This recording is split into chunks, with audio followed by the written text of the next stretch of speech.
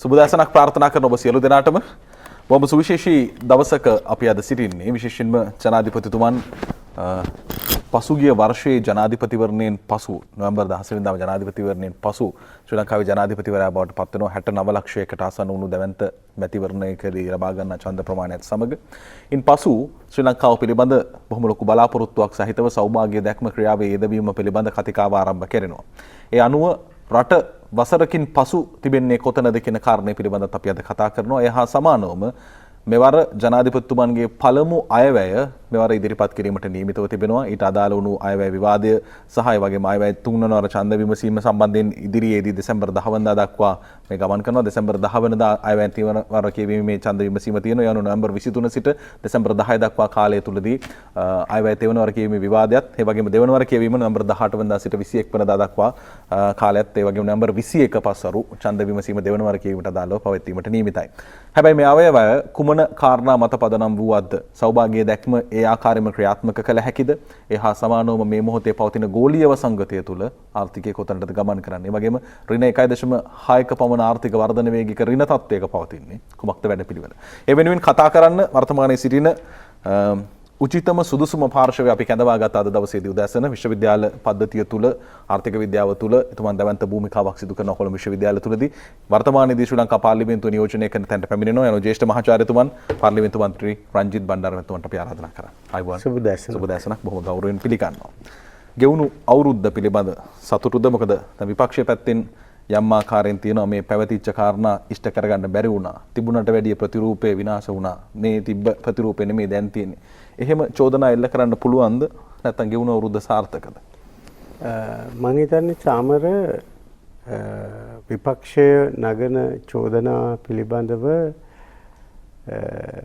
අපි තරම්ම කලබල වෙන්න නරකයි. විපක්ෂය මහජනතාවගෙන් ප්‍රතික්ෂේප වුණා. ඔබ විශ්වාස කළත් නොකළත් මේ රටේ හිටපු මුදල් ඇමතිවරු දෙන්නම මිනිස්සු ගෙදර යවුවා. ඉතිහාසයේ ප්‍රථම වතාවට ලක්ෂ 5ක් ඡන්දගත්ත රනිල් වික්‍රමසිංහ මැතිතුමා ඡන්ද 28000කට සීමා කළා කොළඹ දිස්ත්‍රික්කයෙන් සහ දේශපාලනයෙන් එළියට ඇදලා දැම්මා. විපක්ෂ නායකතුමාගේ කණ්ඩායම ගත්තහම ඇත්තටම ජාතික ලයිස්තුවෙන් පත් කරගත්ත තමන් වෙනුවෙන් පෙනී හිටින පිරිස ඇර අනිත් සියලුම දෙනා මේ රටේ මුස්ලිම් දෙමළ ජනතා නියෝජිතයෝ. එතුමගේ පෞද්ගලික ඡන්ද ප්‍රමාණය ගත්තොත් මිලියනයකට වඩා අඩුයි. ඒ නිසා අවුරුද්දකට ඉස්සෙල්ලා මේ රටේ මහ ජනතාව සමස්ත යහපාලන ආණ්ඩුව අසමත් කියලා එළියට දැම්මේ මේ කණ්ඩායම. අද පාර්ලිමේන්තුව තුළ ඔය වාචකාලකම් දොඩවන අතිමහත් බහුතරය ජාතික ලයිස්තුව හරහා පාර්ලිමේන්තුවට ආපු අය. එයාට තමන්ගේ දිස්ත්‍රික්කේ නෙමෙයි වෙන තැනකින්වත් පාර්ලිමේන්තුවට එන්න පුළුවන් කමක් නැහැ. සමහර අය කොළඹ දිස්ත්‍රික්කේ වැඩිම මනාප අරගෙන පාර්ලිමේන්තුවට ආපු අය. හැබැයි අද කොළඹ දිස්ත්‍රික්කේ ලයිස්තුවේ ගත්තාම 13 14 ඉන්නේ. ඒ නිසා විපක්ෂයේ මිනිසුන්ගේ හදවතේ නැහැ.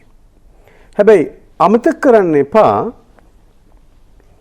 බුදුහාමුදුරන්ගේ කාලෙත් බුදුහාමුදුරන්ට අපහාස කරපු උපහාස කරපු බුදුහාමුදුර නිසා ගැබ් ගත්තයි කියපු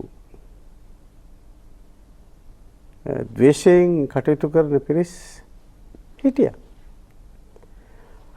බණ්ඩාරනායක මහත්තයා ඉංග්‍රීසියෙන් වැනිකියුලා කියනකොට ස්වභාෂා කියනකොට නෑ සිංහල භාෂාව විතරයි කියලා එතුමාව අමුමුවේ ඝාතනය කිරීමට කුමන්ත්‍රණය කරපු පිරිස් මේ රටේ හිටියා. ඒ නිසා පහුගිය අවුරුද්ද දිහා අපි බලනකොට ඇත්තටම අපි රටක් විදිහට ආඩම්බර වෙන්නට ඕන. කොවිඩ් වසංගතයට අපි මුහුණ දෙනකොට අපි මේ වසංගතය පිළිබඳ කිසිදු අවබෝධයක් තිබුණේ නැහැ. මතක තියාගන්න 1971 මෙරටේ යුද හමුදාව 8000යි. සේපාල ආටිගල මැතිතුමා යුද හමුදාපතිවරයා විදිහට කටයුතු කරනකොට අපි අවුරුදු 30ක යුද්ධය අවසන් කරලා මෙරටේ සංවර්ධන ක්‍රියාදාමයට යුද හමුදාව ප්‍රමුඛ ත්‍රිවිධ හමුදාව සම්බන්ධ වෙලා මේ ව්‍යසනය අපි පළවෙනි වටේ ඉතාම සාර්ථක විදිහට කළමනාකරණය කරා. මිනිස් ජීවිත 10ක් තමයි ඒත් දිගු කාලයක් තිස්සේ විවිධ රෝගාබාධ වලින් පෙළීච්ච අය තමයි තමන්ගේ ජීවිත වලින් මේ වසංගතේ වන්දි ගෙව්වේ. ලෝකේ ප්‍රධාන බලවත ඇමරිකා එක්සත් ජනපදය අද වෙනකොට කොවිඩ් වසංගතේ නිසා බලපෑමට ලක්වෙච්චි රටවල් අතර අංක 1. අපි අමතක කරන්න නරකයි මහා බ්‍රිතාන්‍ය, ප්‍රංශය, ජර්මනිය, යුරෝපීය රටවල් ගණනාවක් මුළුමනින්ම වහලා දාලා.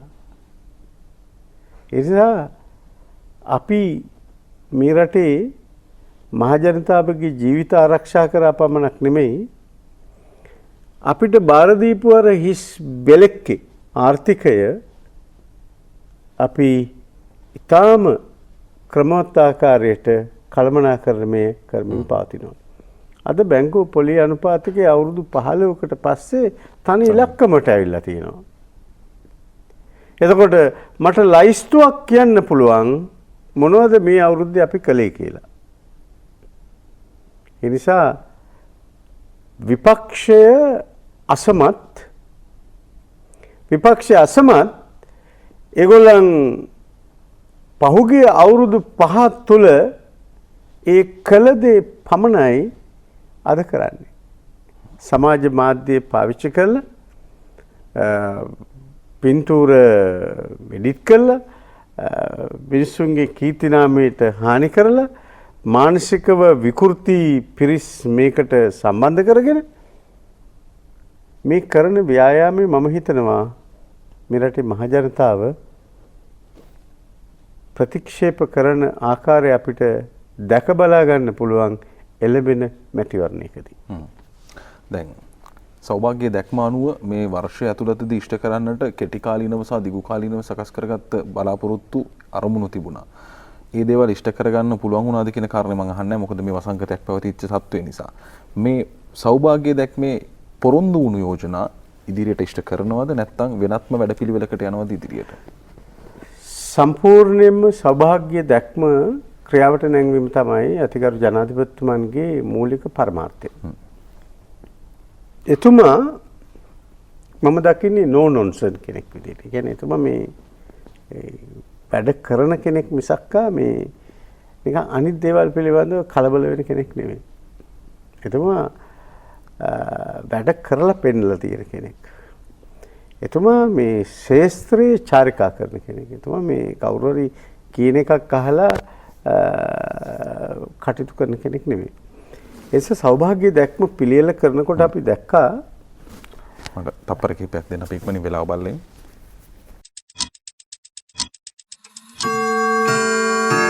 Lactogro Comfort Pro සතුටින් සිටින්නයි සතුටින් වැඩෙන්නයි from Nestle. හොඳයි.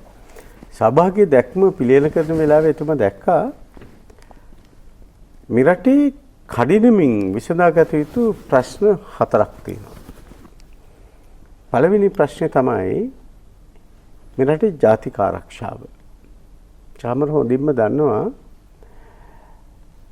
2009 අවුරුද්දේ මහින්ද රාජපක්ෂ ජනාධිපතිතුමාගේ නායකත්වයෙන් යුක්තව මෙරටේ ඒ සාපලත් යුද්ධය අපි අවසන් කරලා මෙරටේ කෘත ගුණ දන්න මිනිස්සු එතුමට ඓතිහාසික ජනවරමක් ලැබලා දුන්නා 2010. ඔබතුමා මේ රට දුටුගැමුණු රජුරන්ගෙන් පස්සේ නැවත එක සේසත් කළ රාජ්‍ය නායකයෙක් විදිහට. එතුමා මේ රට ඉතිහාසයේ පුරාම මිනිසුන්ගේ ගෞරවයට ආදරයට ලක් වෙයි. එතුමත් එක්ක මේ කටයුත්තට සම්බන්ධ වෙච්චි ප්‍රධාන පාර්ශව තිබුණා. එක පැත්තකින් වත්මන් ජනාධිපතිතුමා, අනිත් පැත්තේ ශ්‍රී ලංකා පොදු ජන පෙරමුණේ නිර්මාතෘ බැසිල් රෝහණ රාජපක්ෂ මැතිතුමා. මේ පෞර තමයි ඉලක්ක කරලා 2015 මැතිවරණ ව්‍යාපාරය මෙහෙයුවේ. ඒක අපි වෙනම කතා කරමු. සෞභාග්‍ය දැක්ම තුළ එතුමා ඉලක්ක කළා මම අර මුලින් කියපු ප්‍රධාන ගැටලු 4. පළවෙනි එක තමයි අර ජාතික ආරක්ෂාව පිළිබඳ කාරණේ. දෙවෙනි එක තමයි මේ රටේ තරුණයන්ගේ අපේක්ෂාවන්. දැන් චාමරලා ගත්තොත් චාමරලා ලස්සන අඳින්න කැමති. දැන් අපි ඕගොල්ලන්ගේ වයසේ ඉන්නකොට අපේ තිබුණු අපේක්ෂාවන් නෙමෙයි ඕගොල්ලන්ගේ තියෙන්නේ. ඕගොල්ලන් ඊට වඩා ටිකක් වෙනස්. ඕගොල්ලන් අවුරුදු 20ක් ඉස්සරහට උපයන ආදායම අද වියදම් කරන්න කැමති. ඕගොල්ලන් තාක්ෂණයත් එක්ක ඉන්නේ. ඕගොල්ලන් ගෝලීය සමාජයත් එක්ක ගනුදෙනු කරන්නේ. අපි මාස 2කට සැරයක් ගිහිල්ලා කොණ්ඩේ තියෙන කාලේ කොණ්ඩේ කැපුවත් ඕගොල්ලන් එහෙම නෙවෙයි සති 2කට සැරයක් කොණ්ඩේ කපන රවුල බාගෙට කපන ටිකක් වෙනස් විදියට හිතර කණ්ඩායමක් තමයි වර්තමාන තරුණයෝ. මේ එක තරුණයෙක්වත් මේ ආණ්ඩුවෙන් දෙන රුපියල් 35000 20000 පඩියට රස්සාවට යන්න අකමැති. ඒ අය මේ මූලික පහසුකම් සහිත ගෝලීය සමාජයක තමයි ජීවත් වෙන්නේ. ඒ නිසා මේක ඊටාම අභියෝගාත්මකයි. ලංකාවට අත්දැකීමක් තියෙනවා 1971 1983 1987 මෙරට ප්‍රබල තරුණ නැගිටීම් 3ක් සිද්ධ වුණා.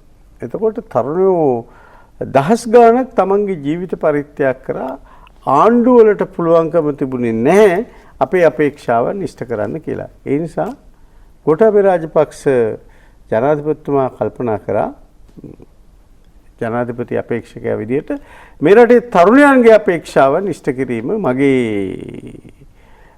ක්‍රියාකාරී සැලැස්මේ මූලික අංගයක් වෙන්න ඕන කියලා. තුන්වෙනි එක තමයි එතුමා කල්පනා කරා මේ රටේ ආර්ථිකය අපි නැවත පණ ගන්නට ඕන. දැන් මහින්ද රාජපක්ෂ ජනාධිපතිතුමා බාර දීපු ආණ්ඩුව නෙමෙයි ගෝඨාභය රාජපක්ෂ ජනාධිපතිතුමාට ලැබුණේ. ආර්ථිකය මුළුමනින්ම විනාශ වෙලා ජාත්‍යන්තරය තුල අපිට ශ්‍රී ලංකාවේ ආර්ථිකය කියලා ආඩම්බරයෙන් පෙන්වන්න පුළුවන්කම තිබුණු වටපිටාව මුළුමනින්ම අහෝසි වෙලා අවුරුදු 4.5ක කාල සීමාවක් තුළ එකතැන නතර කරලා තිබුණු වාහනයක් වගේ තමයි තල්ලු දාලවත් ස්ටාර්ට් කරන්න පුළුවන්කමක් තිබුණේ නැහැ. එතකොට මේක අභියෝගයක්. එතකොට ඒ අභියෝගය තුළ බැංකු පොලි අනුපාතිකය ආයෝජකයන්ගේ විශ්වාසය විදේශ ඍජු ආයෝජන අත්‍යවශ්‍ය යටිතල පහසුකම් සංවර්ධනය කිරීම දේශීය කෘෂිකර්මාන්තාංශය ගොඩනැංවීම වගේ මහ විශාල අභියෝග ගණනාවක් තිබුණා. මේ මූලික අභියෝග තුනට එහා පැත්තේ එතුමා දුටුවා මේ 19 වෙනි ආණ්ඩුක්‍රම ව්‍යවස්ථා සංශෝධනයත් එක්ක මෙරටේ ආණ්ඩු ක්‍රමය තුළ මහ විශාල විකෘතියක් ඇති වෙලා තිබුණා.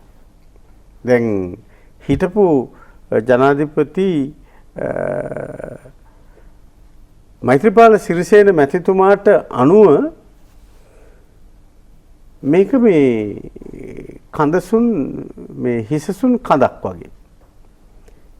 කවුද මේ රට කරන්නේ කියන එක කවුරුත් දන්නේ නැහැ. ඒ නිසා මේ රටට ගැළපෙන ආණ්ඩුක්‍රම ව්‍යවස්ථාවක් සම්පාදනය කිරීමේ මූලික අරමුණ ඇතුව 20 සංශෝධනය ගෙනල්ලා මේ ව්‍යවස්ථාවේ තියෙන විකෘතිය ඉවත් කරගන්න. එතකොට මේ මූලික අභියෝග හතරට එහා පැත්තේ අපි අපේක්ෂා නොකළ මේ ගෝලීය වසංගතයට අපිට මුහුණ දෙන්න සිද්ධ වුණා. එතකොට මේ මූලික අභියෝග පහ ජය ගැනීම තමයි 20යි 21 අයවැයෙන් අපි ඉලක්ක කරන්නේ. එතකොට මේ ඉලක්ක සපුරා ගන්නකොට මේ කියන ඉලක්කම් නෙමෙයි සාමාන්‍ය මහජනයාට වැදගත්. වෙළඳපොළට ගියාම තමන්ගේ අතේ තියෙන සල්ලි වලට ගන්න පුළුවන් භාණ්ඩ ප්‍රමාණය පෙරට වඩා වැඩි වෙන්නට ඕන. ඒ කියන්නේ ජීවන වියදම අඩු වෙන්නට ඕන. ජීවන තත්ත්වය ඉහළට යන්නට ඕන. තමන්ගේ අපේක්ෂාවන් ඉෂ්ට වෙන බව පෙන්වන්නට ඕන. එතකොට අපි මහජනයා වඩාත් කැමති රට බවට ශ්‍රී ලංකාව පත් කරන්නට ඕන. එතකොට මේ අරමුණ පෙරදරි කරගෙන තමයි අපි 20යි 21 අයවැය ලේඛනය ගරු අග්‍රාමාත්‍ය මුදල් අමාත්‍ය මහින්ද රාජපක්ෂ මැතිතුමා අද දවල් 1:40ට පාර්ලිමේන්තුවේ ඉදිරිපත් කරන්නේ. හරි. මන්තුමනි දැන් මේ වෙද්දී අපි අයවැය කාරණාවලට එන්නට කලින් ගත්තාම සාමාන්‍ය වෙළඳපොළ ඔබතුමා සඳහන් කර ආකාරයටම බැංකු පොලි අනුපාතය තනි ඉලක්කමට පැමිණ ඒක කිසි ගැටලුවක් නැහැ. හැබැයි ජනාධිපතිතුමා මීට පෙර අර ජනතාවට සහන සැලසීම සඳහා කොවිඩ් පළමු රැල්ලේදී අත්‍යවශ්‍ය භාණ්ඩවල මිල අනුග්‍රහද්දී සමන් රුපියල් 100ට තිබුණා පරිප්පු වල මිලත් ඊට අඩුවෙන් තිබුණා. හැබැයි මෙවර යම් ආකාරයේ සීමාව පනවද්දී ඒ සමන්ම රුපියල් 240ට ගිහින් තියෙනවා. උද්දමනය අතින් ගත්තාම රට එදා තිබුණට වැඩිය බොහොම ශීඝ්‍ර උද්දමනයක තියෙනවද? භාණ්ඩ මිලේ ශීඝ්‍ර වැඩිවීමක් තියෙනවද? එහෙම ප්‍රශ්නයක් තියෙනවද? මෙහිමයි. දැන් ඔය සමන් සහ පරිප්පු මිල අඩු කිරීම පිළිබඳ තර්කය විපක්ෂයේ ගොඩනැගුවේ ලෝක වෙළඳපොලේ ඉන්ධන මිල පහළ වැටෙනකොට ඇයි මේ වාසිය මහජනයට දෙන්නේ නැත්තේ? චාමර මාස 3ක් රට වහලා තියෙනකොට මේ අත්‍යවශ්‍ය කාරණයකට දුවන වාහනයක් කරන්න මේ රටේ වාහන දිව්වේ නැහැ. වාහන එළියට ආවේ නැහැ. අත්‍යවශ්‍ය භාණ්ඩ බෙදා හරින ලොරි රථයක් ඇරෙන්නට ත්‍රිවීලයක් මෝටර් සයිකලයක් ඇරෙන්න සාමාන්‍ය මහජනයා සාමාන්‍ය කටයුතු වලින් ඈත් වෙලා හිටියේ. එතකොට තෙල් මිල අඩු කරා කියලා විශේෂ වාසියක් පොදු මහජනයාට ලැබෙන්නේ නැහැ. හේතුව ඔය කියන තරමේ තෙල් පරිභෝජනයක් සිද්ධ වෙන්නේ නැති නිසා. ඒ නිසා තෙල් ආනයනය කරලා අපිට ගොඩ ගහ ගන්න ඕනකමකුත් නැහැ. ලෝකේ කවුරුත් ඒ වෙලාවේ අතිරික්ත තෙල් තොග රැස් කරේ නැහැ. ඒ නිසා තමයි තෙල් වලට තියෙන ඉල්ලුම අඩු වුණා. ඒක ප්‍රතිඵලයක් විදිහට මිල පහළට බැස්සා. එතකොට වඩා මහජනයාට දැනෙන්නේ මොකද්ද? ඒ වෙලාවේ ගෙදර පරිභෝජනයට ගන්න මේ වගේ භාණ්ඩවල මිල පහළින් පවත්වාගෙන යන එක. ඉතින් ජනාධිපතිතුමාගේ තීන්දුව ගත්තේ ඒ වෙලාවේ සැමන් ටින් එකක් පරිප්පු ටිකක් අරගෙන ගියා නම් 150ක පඩිය ලැබෙන කෙනෙකුට නැත්තම් ආණ්ඩුවෙන් දීපු රුපියල් 5000න් ඒ වෙලාවේ තමන්ගේ ජීවිතේ නඩත්තු කරගත්ත කෙනෙකුට සහනයක් සැලසන්න. එතකොට මේ ලෝකේ තියෙන හැම භාණ්ඩයකම මිල අපිට පාලනය කරන්න පුළුවන් කමක් නැහැ. අපිට අවශ්‍ය ප්‍රමාණයට සැමන් හදන්නේ පරිප්පු අපි කොහොමදවත් ලංකාවේ නිෂ්පාදනය කරන්නේ නැහැ. ඒ නිසා මේවා ජාත්‍යන්තර වෙළඳපොලේ මිල ගණන් වෙනස් වෙනකොට දේශීය වෙළඳපොලේ මිල ගණන් වෙනස් වෙනවා. ඒ නිසා තමයි ජනාධිපතිතුමා ප්‍රතිපත්තිමය තීන්දුවකට පැමිණියේ දේශීය වශයෙන් නිෂ්පාදනය කරන්න පුළුවන් සියලුම භාණ්ඩ අපි දේශීය වශයෙන් නිෂ්පාදනය කිරීම සඳහා වන ඉලක්කයකට යමු. එතකොට 2015 වෙනකොට අපි අමතක කරන්න නරකයි අපිට ඕන කරන බඩිරුඟු අපිට ඕන කරන උළුඳු මේ හැම එකක්ම මේ රටේ ඇති වෙන නිෂ්පාදනය කරමින් පැවතියි. හැබැයි යහපාලන ආණ්ඩුව මොකද කරේ? බඩිරුඟු ආනයනය කරන්න ලයිසන් දුන්නා. ගම්මිරිස් ප්‍රතිඅපනයනය කරන්න කියලා කූට ව්‍යාපාරයක් පටන් ගත්තා. ඔබට මතක ඇති. ඒ නිසා මේ වෙළඳපොලේ භාණ්ඩ මිල මට්ටම් ඉහළ යෑම අපිට පාලනය කරන්න පුළුවන්කම තියෙන්නේ දේශීය වශයෙන් අපි කරන නිෂ්පාදනය පුළුල් කළොත් පමණයි. ඒ නිසා අල්ලේ වපුරලා ලාභයට හාල් අපේක්ෂා කරන්න නරකයි. සියලු පුරන් වෙච්ච කුඹුරු අපි වපුරන්නට ඕන. අපිට අතීත උරුමයක් තියෙනවානේ. අපි කිව්වේ ලංකාව පෙරදිග ධාන්‍යාගාරය කියලා. හැබැයි අපිට දැන් පේනවා අපි ඒ ඉලක්කය සපුරා ගැනීමට අසමත් වෙච්ච જાතියක්. ඒ නිසා අපේ සමත්කම අපිට පෙන්වන්න පුළුවන්කම තියෙනවා. අපි මේ පුරන් වෙච්ච කුඹුරු ටික වැපුරුවොත් කෘෂිකර්මාන්තයේ ආකර්ශනීය ජීවන වෘත්තයක් කියන එක තහවුරු කරොත් කෘෂිකර්මාන්තයේ වෙත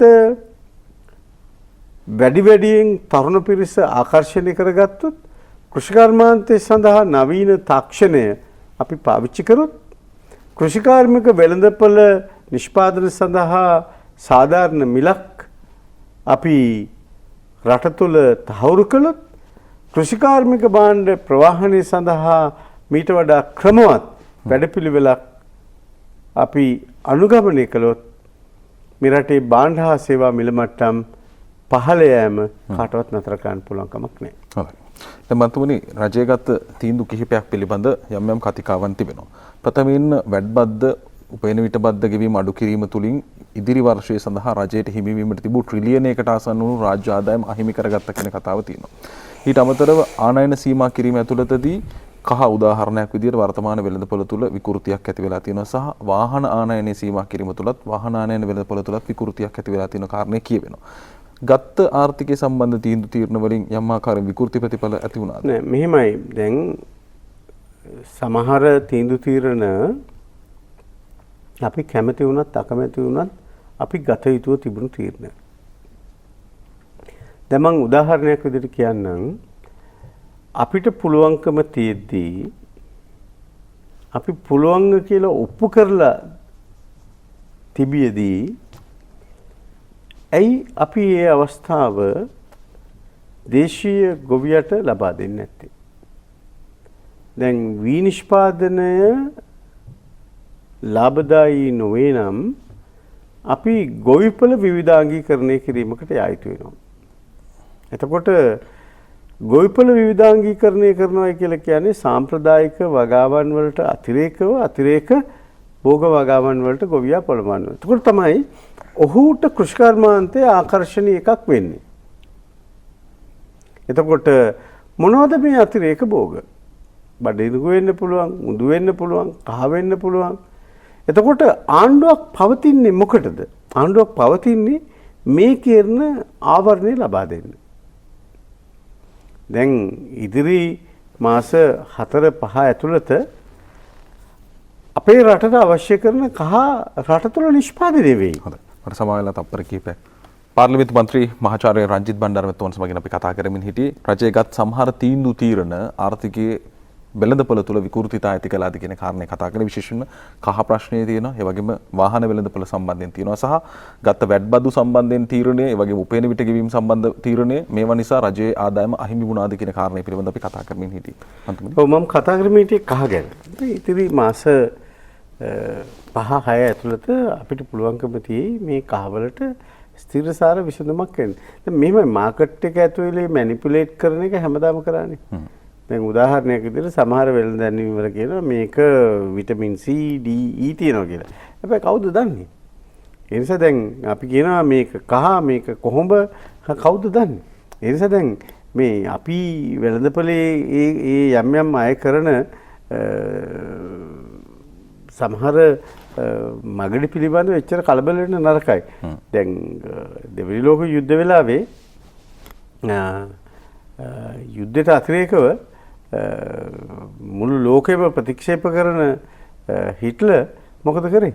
මහ විශාල පරිේෂණ ගණනාවක් කරා. හරිද? ඒකේ ප්‍රතිඵල තමයි ජර්මනිය මෙතරම් ශක්තිමත් තාක්ෂණය සහිත ආර්ථිකයක් බවට පත් වුණේ. හැමෝම රේඩියේටර් තියෙන කාර් වලින් දුවද්දී හිට්ලර් හැදුවා රේඩියේටර් එකක් නැති මේ වතුර දාන්න නැතුව දුවන කාර් එකක්. මේ ඒ වෙලාවේ මේ කවුරුත් මේ ඒක ගැන මේ ප්‍රශංසා මුඛයෙන් කතා කරේ නැහැ. හැමෝම කිව්වේ මොන විකාරයක්ද මේක? රේඩියේටර් නැතුව කොහොමද කාර් එකක් දුවන්නේ? එන්ජින් එක කොහොමද කූල් වෙන්නේ කියලා. හැබැයි බලන්න කොතරම් විප්ලවීය වෙනසක් සිද්ධ වුණාද කියලා. ඒ නිසා සමාජතර තීන්දුව తీරන තියෙනවා ඒවා ගත යුතුමයි. හරිද? දැන් උදාහරණයක් විදිහට 2009 ඔය යුද ජයග්‍රහණය කරන අවසාන මොහොත වෙනකොට ලංකා ආණ්ඩුවට කොතරම් බටහිර රටවල වල බලපෑම් තිබුණාද? හැබැයි ආණ්ඩුව ඒ වෙලාවේ ඔබට මතක ඇති මහින්ද රාජපක්ෂ ජනාධිපතිතුමා හම්බෙන්න මේ ලෝකේ ප්‍රධාන පෙළේ රටවල් වල විදේශ ඇමතිවරු ආවා. එතුමා කිව්වා මේ හොඳට මතක තියාගන්න මේක තවදුරටත් මහා බ්‍රිතාන්‍යයේ කොලොනියක් නෙමෙයි. හරිද? හැබැයි ඒකේ ප්‍රතිඵල අදත් මේ අපි භුක්ති විඳිනවා. මානව හිමිකම් කොමිෂන් වලට ගියා, ලංකාව යුද අපරාධ කරයි කියලා හංගොඩුවක් ගැහුවා. අපිත් එක්ක මේ සමහර රටවල් ගනුදෙනු කරන එක නතර කරා. ඉතින් මේව ඇත්ත. ඊළඟට දෙක ඔය කියපු වාහන දැන් අපි දෙන්නම මහනුවරට සම්බන්ධයි. වාට ඉස්සෙල්ලා මගේ මතකේ තියෙන්නේ ඔය නුවර ඉඳලා කටුගස්තොට යනකම් දෙපැත්තේ තිබින වෙල් යායවල් කොහේවද? අද තියෙන කාර් සේල්. ඒ කියන්නේ මේ ලංකාවේ තියෙන කාර් සේල් වල ගත්තාම මේ මහ විශාල වාහන තොගයක් තියෙනවා. මමත් පෞද්ගලිකව හිතනවා මේ ආනයනය කරලා තියෙන වාහන මේ අසීරු කාල සීමාව තුළ ඇති. ඊළඟට දැන් සෙකන්ඩ් හෑන්ඩ් මාකට් එක මේ පණ ගහලා ඇවිල්ලා තියෙනවා. දැන් ලෝකෙ කොහොමවත් නේතු ඇති මේ පාවිච්චි කරපු කාර් වලට මෙච්චර මිලක්. ඒ නිසා මේ ඒක දෙවෙනි කාරණේ තමයි දැන් දේශීය වශයෙන් වාහන නිෂ්පාදනය කරන්න පෙළඹවීමක් තියෙනවා. මේ ඉසුසු සමාගම කැමති තමන්ගේ කා ප්ලාන්ට් එකක් මෙහි දාන්න. දැන්ටමත් මයික්‍රෝ සමාගම කා ප්ලාන්ට් එකක් දාලා තියෙනවා.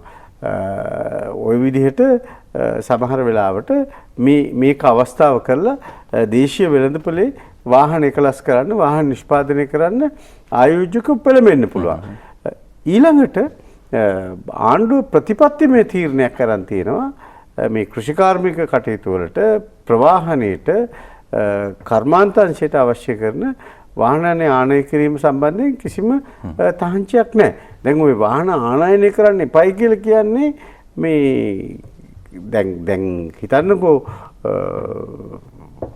මේ පෞද්ගලික පරිහරණයට ගන්න කාර් එකක්.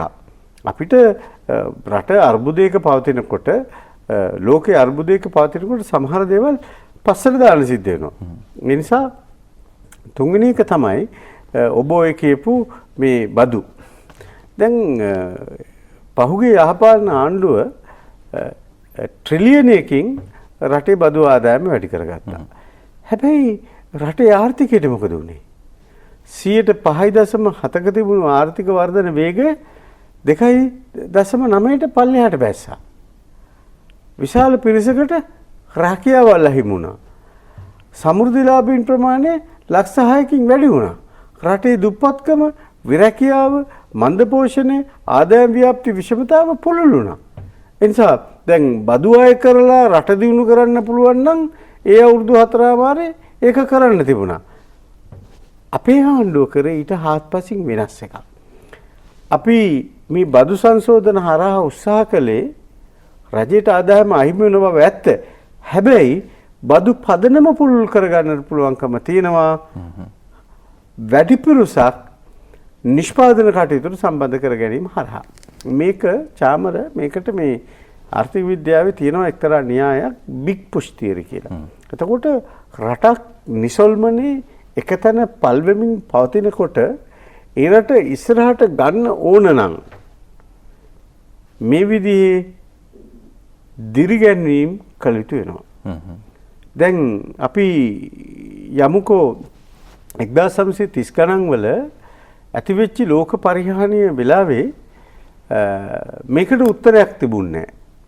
සම්ප්‍රදායික ආර්ථික න්‍යායට අනුව එවැනි අභියෝගයක් ආර්ථිකය තුල ඇති වෙලා තියෙනවා නම් ස්වයංක්‍රීයවම ඒක විසඳෙනවා. අර අපි කිව්වේ ඔටෝමැටික් ඉක්විලිබ්‍රියම් එක. හැබැයි ඒක උනේ නැහැ. එක පැත්තකින් භාණ්ඩ හා සේවා මිල මට්ටම් ශීඝ්‍රයෙන් ඉහළ ගියා. අනිත් පැත්තෙන් ඉහළ සේවා වියුක්තිය. එතකොට මේක සම්ප්‍රදායික ආර්ථික විද්‍යා න්‍යාය අපේක්ෂා නොකළ එක. අවුරුදු 6ක් යනකම් ගෝලීය ආර්ථිකය ඉස්සරහට ආවේ නැහැ. ගෝලීය ආර්ථිකය නැවත පණ ගැනුනේ නැහැ. එතකොට ජෝන් මේනාඩ් කේන්ස් කියන අර්ථශාස්ත්‍රඥයා යෝජනා කරා මේකෙන් ගැලවෙන්න තියෙන එකම විදිය තමයි ආණ්ඩුවේ වියදම අපි වැඩි කරමු. ආණ්ඩුවේ වියදම කොහොමද අපි වැඩි කරන්නේ? ආණ්ඩුව වෙළඳපොළට ඇවිල්ලා වියදම් කරන්න පටන් ගමු. එතකොට යටිදල පහසුකම් සංවර්ධනය කරන්න ජන ජීවිතයේ යම් යම් වෙනස්කම් ඇති කරන්න අවශ්‍ය කරන වියදම් රාජ්‍ය වියදම විදිහට ලෝකේ හුඟක් ආර්ථික තමන්ගේ අයවැයෙන් වෙන් කළා. අපි දැක්ක අවුරුදු 4-5ක් යනකොට ගෝලීය ආර්ථිකය නැවත පණ ගහලා ඉස්සරහට ආවා. ඒ වෙලාවේ තිබුණේ ඉල්ලුම පිළිබඳ ප්‍රශ්නයක්. ඩිමාන්ඩ් ඩෙෆිසිට් එක. හැබැයි අද තියෙන්නේ ඒක නෙමෙයි. අද කර්මාන්තකරුවට තමන්ගේ කර්මාන්ත ශාලාව පවත්වාගෙන යන්නට බෑ. ගොවියට තමන්ගේ ගොවි බිමේ ගිහලා වැඩ කරන්න බෑ. සේවාංශයේ සේවා සපයන අයට සේවා පහසුකම් සපයන්න පුළුවන්කමක් නැහැ. ලංකාවේ හෝටල් කර්මාන්තය ගත්තොත් එහෙම බිලියන 335ක් මෙරටේ බැංකු වලින් හෝටල් කර්මාන්තේ ණයට අරගෙන තියෙනවා. මාසෙට හෝටල් කර්මාන්තය බිලියන 35ක් බැංකු වලට පොලිය විදිහට ගෙවන්න තියෙනවා. හෝටල් කාමර 50000 විවිධ මට්ටම් වල අද වහලා දාලා. මේකනේ ඇත්ත. එතකොට අද තියෙන්නේ මේ ඉල්ලුම පිළිබඳ ප්‍රශ්නයක් නෙමෙයි ශාන්. අද තියෙන්නේ සැපෙම පැත්තේ ප්‍රශ්නයක්. ඒ නිසා තමයි රට වහන්න නැතුව දැන් සමහර අය කියන අපි තව සති 3ක් වහමු මාසයක් වහලා තියමු. හැබැයි දැන් කුඹුරු ටික අපි වැපිරුවේ නැත්තම් කර්මාන්ත ශාලාවල සෞඛ්‍ය ආරක්ෂිත ක්‍රමවලට අපි දිව්වේ නැත්තම් මේ පාරායිනේ වෙළඳම් කරන පුංචි වෙළඳුන්ට වෙළඳම් කරන්න අපි ඉඩකඩ නොදුන්නොත් මේ වෛරසය බෝ වෙන්නේ මිනිස්සෙක්ගෙන් තව මිනිස්සෙකුට. එතකොට Tamanට පුළුවන්කම තියෙනවා නම් දැන් මම මේක ඇතුළට එනකොට රූපවාහිනී සංස්ථාවේ අර වේශ නිරූපණ ශිල්පයක් ඉඳලා ඔක්කොම මොනවාගෙන. දැන් අපි දෙන්න මේ කිලෝමීටරයක් හමාරක් ඈතින් ඉන්න නිසා අපි දෙන්නට මුඛාවරණ අවශ්‍ය නැහැ. ඉතින් මේ ඇත්ත අපි තේරුම් ගන්න එපා. එතකොට සැපයුම පිළිබඳ ප්‍රශ්නය අපිට තිබුණා මීට අවුරුද්දකට ඉස්සෙල්ලා. හැබැයි ඒක බැරෑරුම් වුණා මේ කොවිඩ් වසංගතෙත් එක්ක. ඒ නිසා මේ බදු සීමාවන් වල යම් යම් සංශෝධන සිද්ධ කළේ මේ යහපත් චේතනාව ඇතුව. හරිද? එතකොට බැංකුවට ගිහිල්ලා කෙනෙක් ණයක් ගන්නකොට වාහනයක් ලීස් කරනකොට 120ක් 25ක් පොලිය ගෙවන්න ඕන. කාටද ඒක කරන්න පුළුවන්? ඒ නිසා තමයි මම කිව්ව අවුරුදු 15කට පස්සේ අපිට පුළුවන්කම ලැබුණා බැංකු වලපොලේ අනුපාතිකයේ තනි ඉලක්කමකට ගියේ. මේක තවත් ටිකක් පල්ලෙහාට යාවි.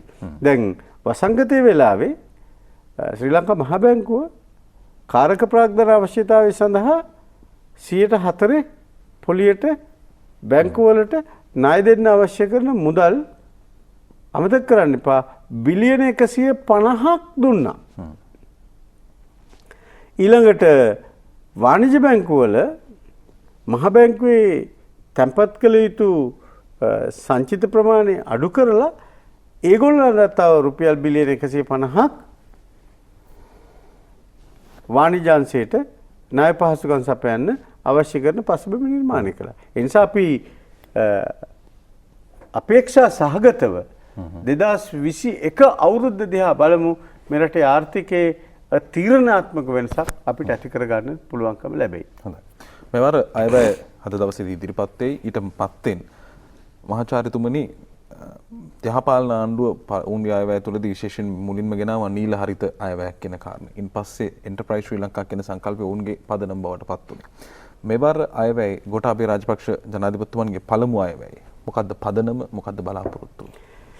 මෙහෙම මම ඉස්සෙල්ලා කියන්නකෝ නීල හරිත ඊට පස්සේ තව මොකද වගේ එන්ටර්ප්‍රයිස් ශ්‍රී ලංකා ගම් පෙරළිය ඔය එකක්වත් මහ පොළවේ නැහැනේ. දැන් ඊයේ ඓතිහාසික නඩු තීන්දුවක් දුන්නා. ලංකාවට තියෙන්නේ කොඩි 3යි. එක කොඩියක් තමයි මේ ග්‍රීන් ඉකොනොමි ෆ්ලැග් එක.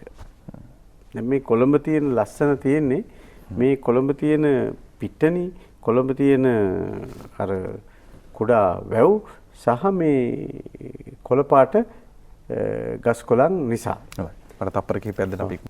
හොඳයි. හරිද?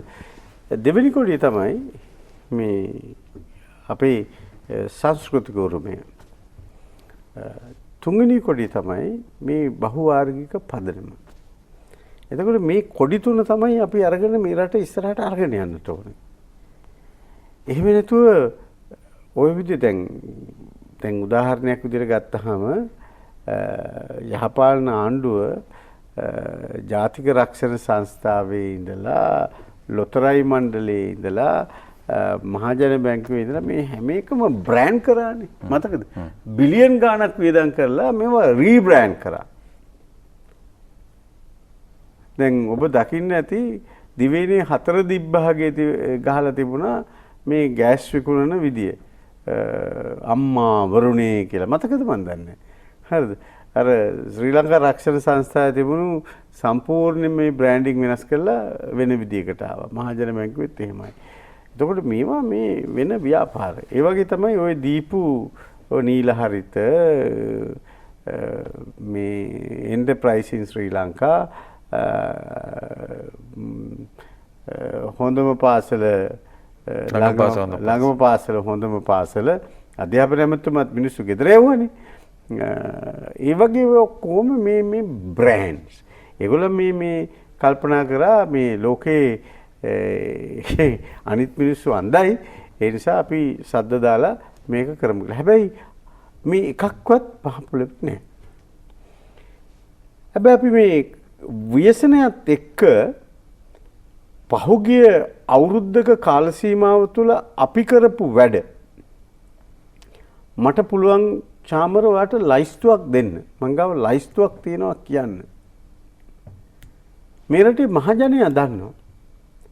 දැන් විපක්ෂ නායකතුමා අවුරුදු 5ක් නිවාස ඇමති විදියට ඉඳලා හදපු ගෙවල් ගාන මහින්ද රාජපක්ෂ අගමැතිතුමාට එක මාසයකදී කරන්න පුළුවන්කම ලැබුණා. මේක තමයි ඇත්ත. එතකොට ගෝඨාභය රාජපක්ෂ ජනාධිපතිතුමාගේ පළවෙනි අයවැය විදිහට මම දකින්නේ 2021. හේතුව අපිට 2020ට අයවැයක් ඉදිරිපත් කරගන්න ලැබුණේ නැහැ පෞද්ගලික 12 වෙනිදා වෙනකම්. හැබැයි ඒ ඉදිරිපත් කරපු අයවැයෙත් අපිට විශාල මුදලක් වෙන් කරන්න සිද්ධ වුණා යහපාලන ආණ්ඩුව ලබාගත් ණය ගෙවන්න. ඖෂධ මිලදී ගත්ත සමාගම් වලට ඒ සඳහා ගෙවීම සඳහා රුපියල් බිලියන 20000ක් අපිට වෙන් කරන්න සිද්ධ වුණා. මේක අමතක කරන්න එපා. මේ තමයි ඇත්ත. සෞඛ්‍ය අමාත්‍යාංශයට වාර්ෂිකව අයවැයෙන් සාමාන්‍යයක් විදිහට ගත්තාම රුපියල් බිලියන 200ක් විතර වෙන් කරනවා. හැබැයි මේ වසංගත තත්ත්වයට එක්ක අපි දැන් ටෙස්ට් කියන සංකල්පෙනේ ඉන්නේ. දවසකට PCR ටෙස්ට් 10000ක් කරනවා. එකකට 6000යි. වැඩි කරන්න 10000යි මිලියන 60යි. එතකොට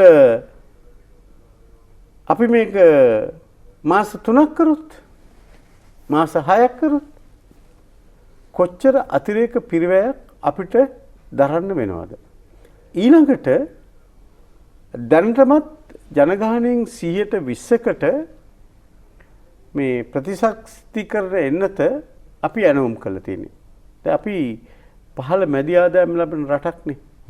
එතකොට අපිට ගෝලීය වශයෙන් ලැබෙන සහයෝගය පහළ ආදායම් ලබන රටකට ලැබෙන සහයෝගයට වඩා වෙනස් අඩුයි. ඒ නිසා අපි දැන් අපේ ඇනවුම දාලා තියෙනවා. මට දැනගන්න ලැබිච්ච විදිහට මේකෙන් ඩෝස් 2ක් දෙන්න ඕන. මේ වැඩේට අඩුම ගානේ ඩොලර් 10ක් වැය වෙනවා. එතකොට මේ ඩොලර් 10 වැඩි කිරීම ජනගහනයෙන් 120ක් කියන්නේ මිලියන 4.4ක්. වැඩි කළ බලන්න කොච්චර වියදමක් අපිට දරන්න වෙනවද කියලා. එතකොට මේ පාර අයවැයේ දැන් පාර්ලිමේන්තුවට විසර්ජන පනත ඉදිරිපත් වෙලා තිනවා. මේ පාර අයවැයේ වර්තන වියදම පියවා ගැනීමට පමණයි ප්‍රමාණවත් රාජ්‍ය ආදායමක් අපිට උපයා ගන්න පුළුවන්කම ලැබිලා තියෙනවා. හැබැයි ප්‍රාග්ධන වියදම විදිහට අපි වර්තන වියදමට සමාන මුදලක් වෙන් කරලා තියෙනවා. එතකොට වැව් අමුණු ප්‍රතිසංස්කරණය කරන්න, මහා මාර්ග සහ අතිරේක මාර්ග සංවර්ධනය කරන්න, නිවාස වැඩපිළිවෙල ක්‍රියාවට නගන්න, දේශීය කෘෂිකර්මාන්තංශය නවීකරණය කරන්න, කෘෂිකාර්මික තාක්ෂණය, ඊට පස්සේ රජයේ විවිධ සංවර්ධන ව්‍යාපෘතීන් ක්‍රියාවට නගන්න. එතකොට අපිට පේනවා නැවත වාරයක් අපේ රටේ ආර්ථිකය වැඩබිමක් බවට පත් කිරීම තමයි ගෝඨාභය රාජපක්ෂ ජනාධිපතිතුමාගේ මෙවර අයවැයේ අවසාන ඉලක්කය වෙන්නේ. අපිට තව මිනිත්තුවක් විතර තියෙන්නේ මහාචාර්යතුමනි. මේ අපි අයවැය ඉදිරි කාලයේදීත් මේ පිළිබඳව සාකච්ඡා කරමු. කාරණේට මේ ජනතාව අයවැය බලාපොරොත්තු එක නොවුනත් ජනතාවගේ බලාපොරොත්තුවක් තියෙනවා මේක සහන මල්ලක් වේවිද කියන කාරණේ. මම ඔබතුමාට කිව්වා මේ අවසාන ඉලක්කය වෙන්නට ඕන මේ ඉලක්කම් එක්ක කරන සටන නෙමෙයි. දැන් අපි සමහර විපක්ෂයේ മന്ത്രിවරු මේ අපිට ගොඩක් ණය ගෙවන්න තියෙනවා. මේ ලෝකේ මෙතනින් ඉවර වෙනවා. ඒ නිසා ණය ගැනම කතා කර ඉන්නවා. හරිද? හැබැයි අවුරුදු 5ක් ඇතුළත ගත්ත ණය ප්‍රමාණය දෙගුණයකින් වැඩි වෙලා තියෙනවා. මුදල් අමාත්‍යාංශයේ ලේකම්තුමා මගේ අතින් කියනවා වරාය විකුණලා ඩොලර් බිලියනයක් ගත්තා. හැබැයි ඒ ගත්ත බිලියන වරාය මේ සංස්ථාවේ ලාභ විදිහට පෙන්වුවා මිසක් මේ මහ භාණ්ඩාගාරයට ඒක ඇවිල්ලා මොකක් කරන්න හම්බුන්නේ නැහැ ගෙවපු ණයක් නැහැ කියලා. ඒ නිසා ඉලක්කම් එක්ක ඕන තරම් අපිට සටන් කරන්න පුළුවන්. නමුත් වඩා වැදගත් වෙන්නේ මේ මහ පොළවේ යථාර්ථය. වෙළඳපොළට ගියාම වෙනදට වඩා අඩු මිලට ලොකු බඩු මල්ලක් ගන්න පුළුවන් ආර්ථිකයක් තමයි අපි නිර්මාණය කරන්නට ඕනේ. මේක තමයි මිනිස්සු අපේක්ෂා කරන සහනය. ඒ නිසා මම විශ්වාස කරනවා අපිට ඉදිරි වසර තුල මේ සියලු අභියෝග හමුවේ අපිට හොඳ ඉලක්කයක් තියෙනවා, වැඩපිළිවෙලක් ඉන්නවා, හොඳ කණ්ඩායමක් ඉන්නවා. ඒ නිසා අයවැය සහන මල්ලකට එහා ගිය මේ රටේ විශාල වෙනසක් සමාජ ආර්ථික දේශපාලන පාරිසරික සංස්කෘතික සියලු අංශයන් වල ඇති කිරීමට සමත් වීමේ ආරම්භය මෙතනින් පටන් ගයි කියලා. හොඳයි. ඒ ආරම්භයේ සිදුවන මොහොතේ මූලික ප්‍රවේශය ලබා ගන්නට අපි මහාචාර්යතුමන්ට ආරාධනා කළේ යනුව ගෙවුණු වර්ෂය පිළිබඳ ආණ්ඩුවගත් විවිධ තීන්දුව తీරන ආර්ථිකයේ සම්බන්ධ ඒවා කොයි ආකාරයෙන්ද බලපෑවේ කියන කාරණේ ඒ වගේ මේ අයබැයේ පදනම කුමක්ද විශේෂයෙන්ම වැඩබිමක් සහිත වුණු ඉදිරියේදී ජනතාවට සහන උද්දීපනය කරන ජනනය කරන ආර්ථික පදනමක් සහිත අයවැයක් කියන කාරණේ කියවුනේ. අප ඉදිරියටත් මේ කාරණා පිළිබඳව සාකච්ඡා කරමු. අද දවසේදී පාර්ලිමේන්තු මන්ත්‍රී මහාචාර්ය රංජිත් බණ්ඩාර මහතා සමගින් අපි කතා කළේ. බොහොම ස්තුතියි මහාචාර්යතුමනි. අද දවසේදී පැමිණීම. සුබ දවසක් ඔබටත්. අප ඉදිරියේදී ඔබට කරුණින් කරුණ අයවැය සම්බන්ධයෙන් සාකච්ඡා කරන්න බලාපොරොත්තු වෙනවා. අදට කතාව හමාර කරනවා. මතක් කරන්නට තියෙන දේ සෞඛ්‍ය ආරක්ෂිත ක්‍රමවේද සමග ජීවිතයේ නව සාමාන්‍යත්වයේ ඉදිරියට ගෙන යමු. සුබ දවසක්.